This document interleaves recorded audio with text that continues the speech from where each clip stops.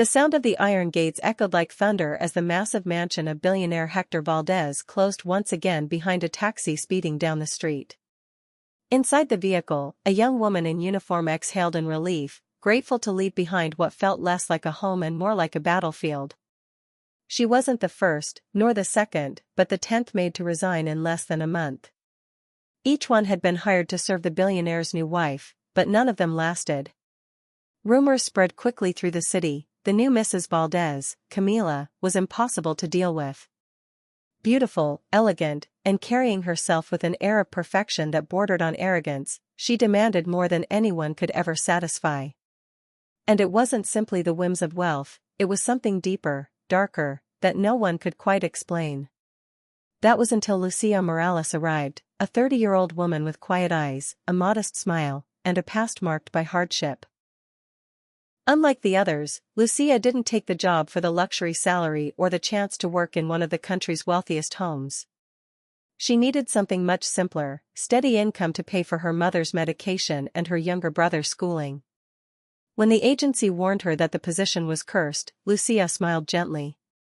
She had faced worse things in her life than a demanding employer.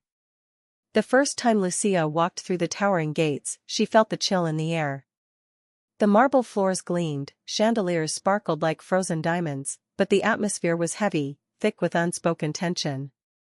At the top of the sweeping staircase appeared Camila, tall, impeccably dressed, with a gaze sharp enough to freeze someone in place.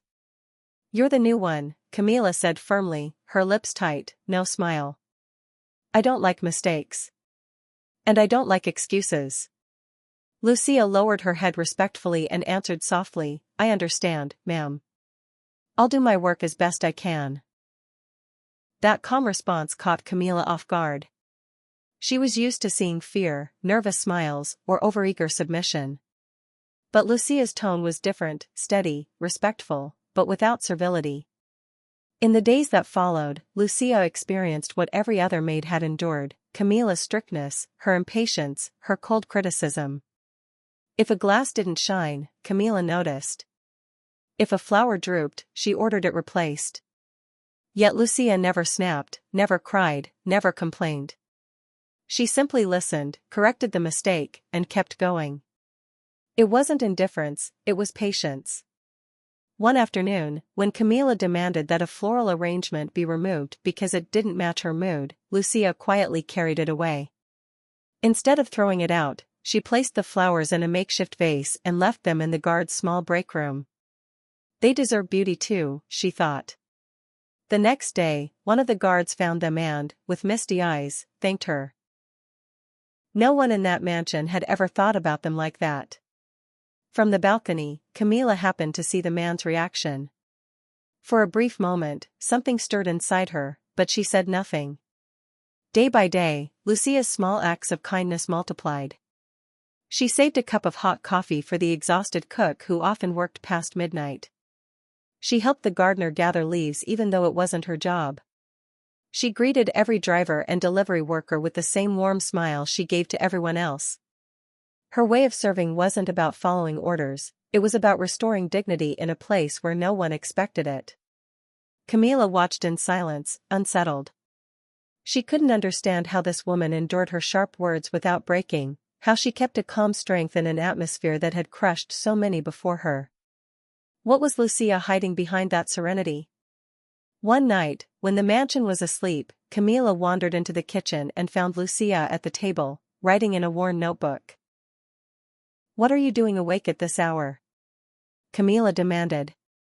Lucia, slightly embarrassed, smiled and replied, "I'm writing letters for my mother. She's sick and can't read much, but I record the messages so she can listen when I visit. It gives her strength." For the first time, Camila didn't know how to respond. The answer hit her chest like a stone. It had been years since anyone had spoken to her with such honesty, without expecting something in return. From that moment, the walls began to crack. Camila remained demanding, but her harshness softened. She started pausing before raising her voice. And, without meaning to, she found herself seeking Lucia's presence, in the mornings at breakfast, in the hallways, even in the lonely afternoons when she sat at the piano she never played. The truth, which no one around her knew, was that Camilla carried a deep wound. Like Lucia, she had grown up in poverty. But unlike her, Camilla's ambition had led her to marry a powerful man who gave her everything except love. The mansion was a palace, but it was also a prison of silence. Her coldness was nothing but armor, protecting the scared little girl she still carried inside. The breaking point came on a stormy afternoon. Camilla received a call. Her father, whom she hadn't spoken to in years, had passed away. She locked herself in her bedroom, devastated, refusing to let anyone in. Not even her husband, who wasn't home anyway, was there to comfort her. No one dared approach, except Lucia. "Ma'am," Lucia whispered softly through the door, "I don't want to bother you. But I know what it's like to lose someone. If you need company, I'm here." For the first time, Camilla opened the door. Her face was wet with tears, her strength gone.